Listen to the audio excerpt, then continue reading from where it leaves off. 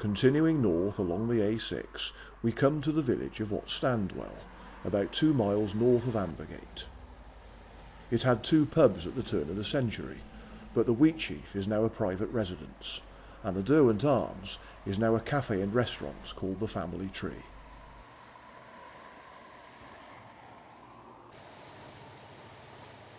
At this point, the A6 crosses the River Derwent to the west bank.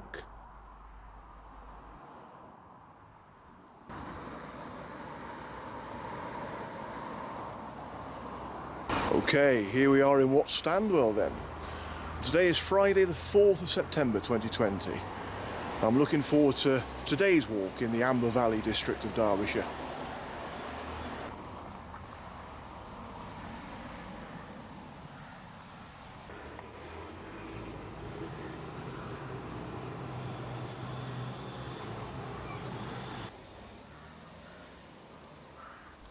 The Cromford Canal passes through Whatstandwell, which was an important transport route to and from Arkwright's Mill in the 19th century. My walk started as I headed north along the canal towpath.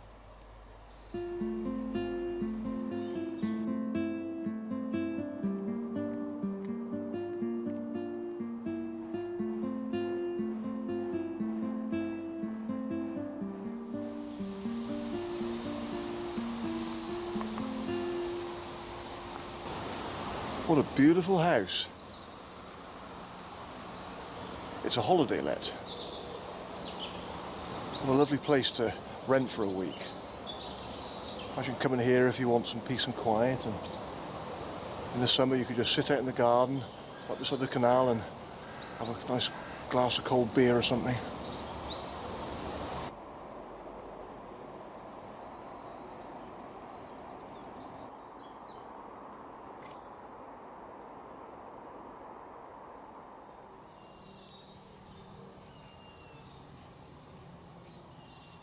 Well, there's nothing more pleasant than walking beside Cromford Canal. I live very close to one end of it, so I do come here from time to time for walks, because it's easy walking along a towpath. Nice gentle sort of afternoon walk. It's funny actually, because I pass quite a few people as I've been walking along here, and people walking the other way, and we go morning, morning, morning, which is really nice. But guaranteed, if we passed each other in a town somewhere, we wouldn't even make eye contact. You walk past other people and you don't normally say hello to people you've never seen before. But yet when they're out in the country, it's all morning, morning, hello, hello. I mean, it's lovely, but I don't know why it's different when you're out for a walk in the country. So, having said that, however, I did pass somebody just now, 2 women walking their dogs, and they were determined not to make eye contact. They were looking down at the ground as they were walking past me, just absolutely determined not to even look at me. And I just felt walking past them and going, morning! Hey.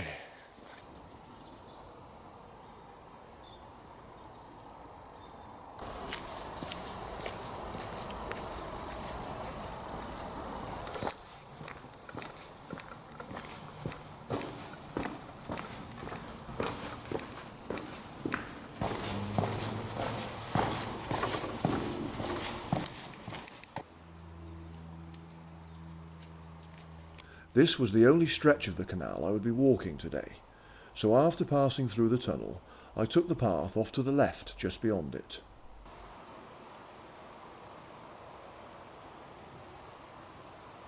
The path then crossed over the tunnel and entered fields as I began to climb steeply.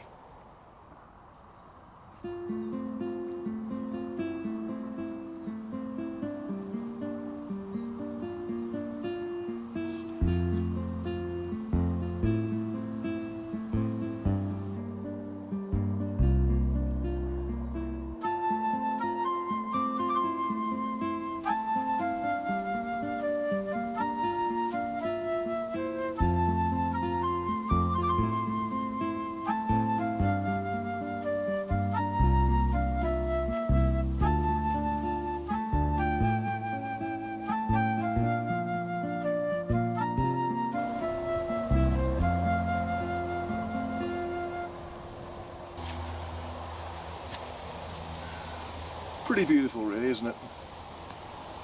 Can't complain at all. Okay, well I'm now approaching the village of Holloway.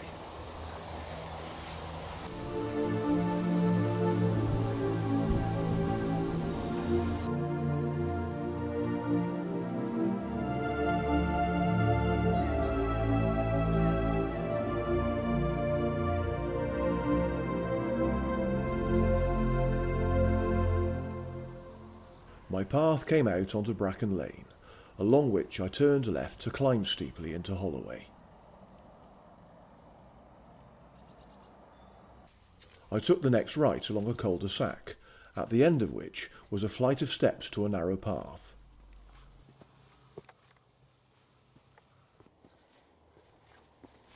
Walking up here soon took me onto the main road in the village.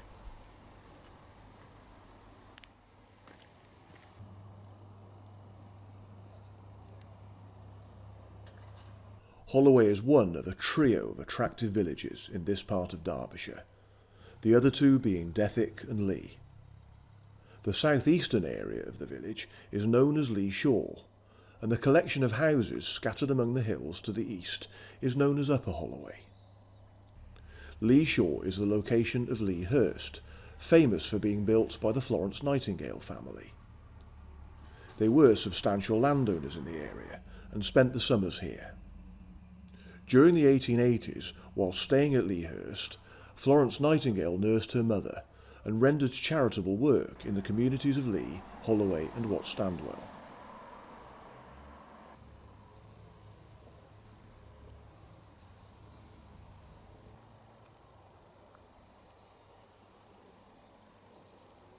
Holloway has a village shop called Mayfield Stores. It also has a doctor's surgery, a Methodist chapel, an arts and crafts house, a coffee shop and an award-winning village butcher.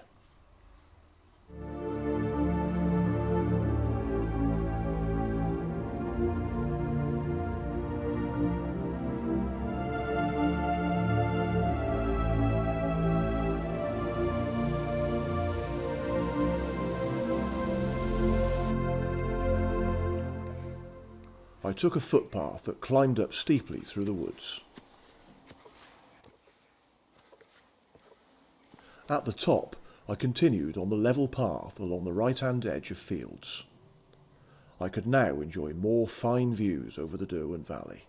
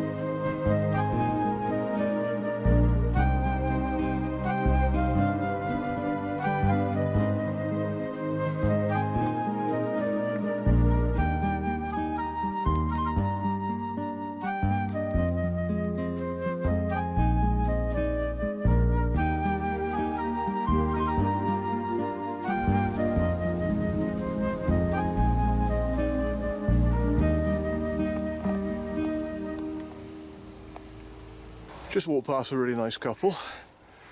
Passed them earlier apparently, but I don't remember. They say that I'd walked past them when I was walking on the Cromford Canal earlier, but I don't recall. But anyway, no, we got talking this time, and they're from Leicestershire, and they were saying that they've been to the family tree, the cafe in Whatstandwell, and had a full English breakfast, and they said it was absolutely lovely, really nice. And I said, well, that's interesting to know, because I've not yet been into that family tree. I remember it when it used to be called the Derwent Arms, but I've not been in for breakfast since it changed to the family tree. And people locally have said to me that it's worth going to, so I really need to get off my arse and go there sometime.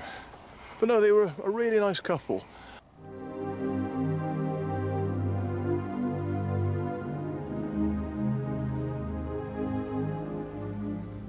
The path through the fields finally ended as it dropped through some trees to merge with a farm track. Heading downhill, I was now approaching Wakebridge. This small hamlet lies about a mile southeast of Holloway.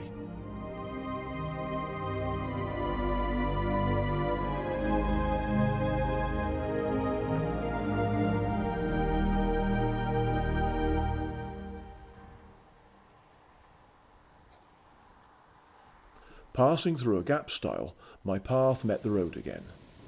However, I left it almost straight away, as I turned left to follow another track at a footpath sign.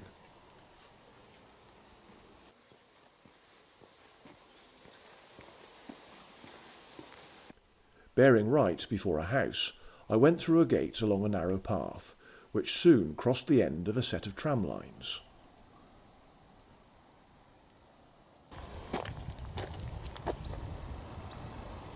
What's this then? What could it be for? Who knows?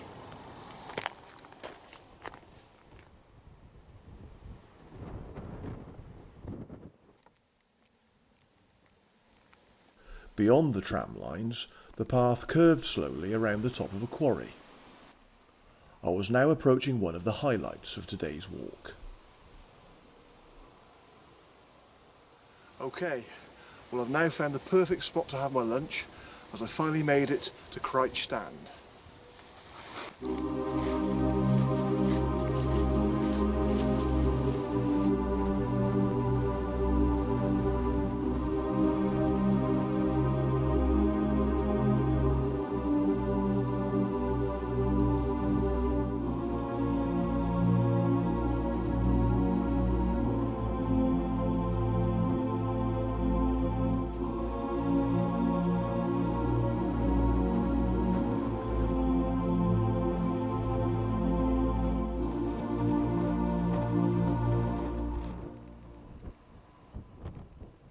Crich Stand, which sits on the limestone cliff overlooking the Derwent Valley below, was opened in 1923 as a memorial to the men of the Sherwood Foresters who fell in World War I, and became a later monument to those who died in World War II.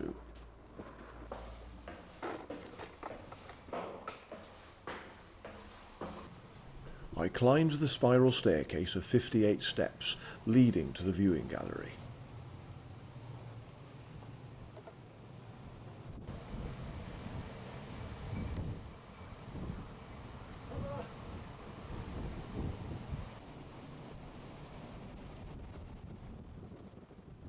The hill on which Crich Stand is situated reaches a height of 950 feet, and the top of Crich Stand itself just touches 1,000 feet. As I could see for myself, the views across the Derwent Valley were superb.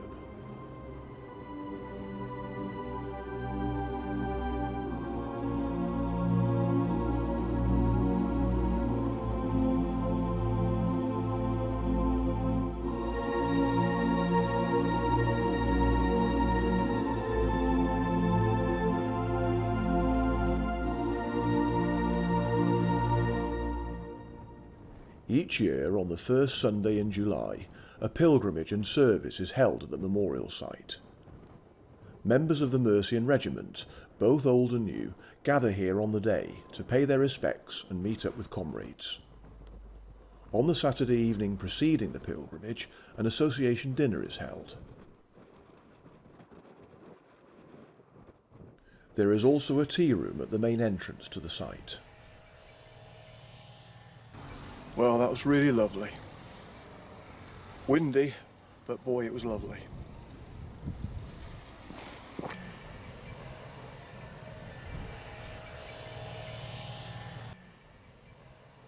Meeting the road, I followed it round to the right, where I soon came to the other end of those tram lines I saw earlier.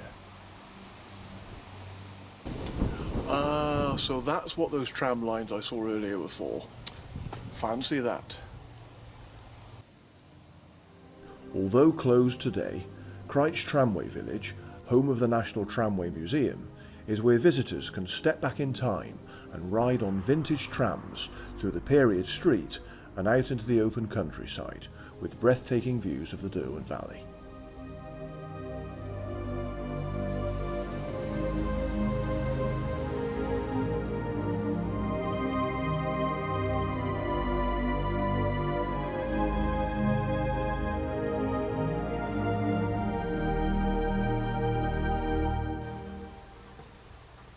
From the Tramway Museum, I walked into the village of Crich, passing St Mary's Church, which dates from 1135.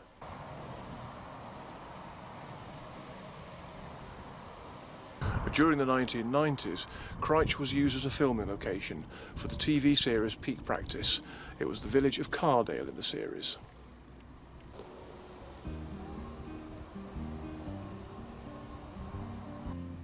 Walking down Cromford Road, I came to the market cross, opposite the former Jovial Dutchman pub.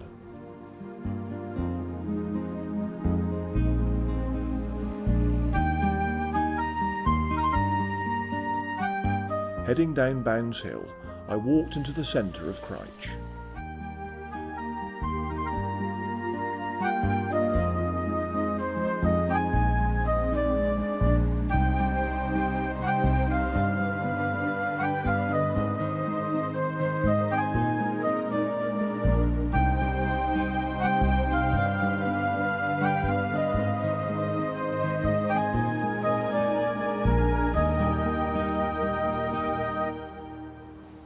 This is the marketplace, where there is a pub, a post office, general store, beauty salon, Indian restaurant and takeaway, butchers, a bakery and a fish and chip shop, which is still named after the fictional village that Crich was called in the TV series Peak Practice. Well, they've even kept the fish bar called Cardale Fish Bar. How wonderful is that?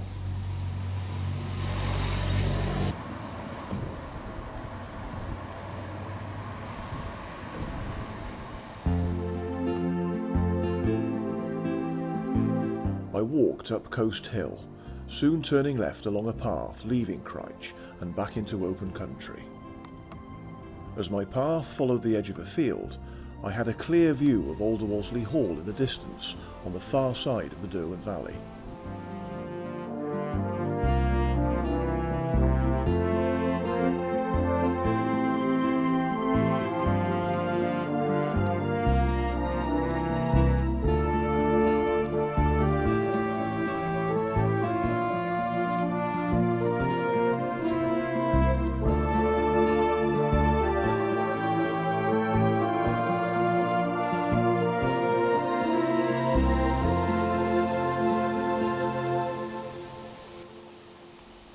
Continuing west, my path began to descend steeply as I entered woodland, soon dropping back into Whatstandwell.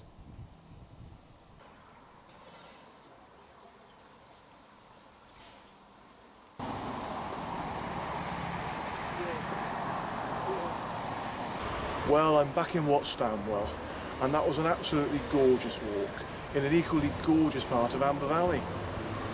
Well, home time now. And I really have got a very short journey home this time.